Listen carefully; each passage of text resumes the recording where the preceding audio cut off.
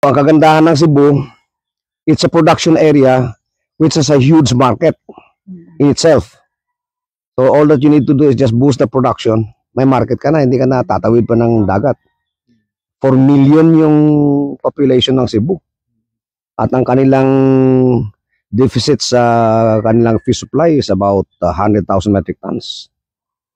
That in spite of the fact that napapalibutan sila ng dagat. The irony of it all. Kaya sabi ko yung Cebu could serve as the microcosm of the Philippines in the food security agenda.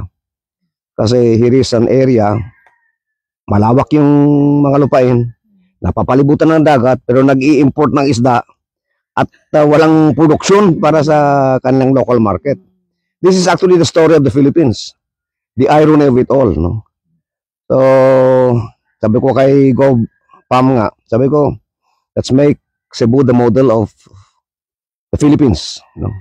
Hopefully, when we're able to do it in Cebu, we can show to the whole country that, hey, look, this is the mini Philippines model in food security strategy.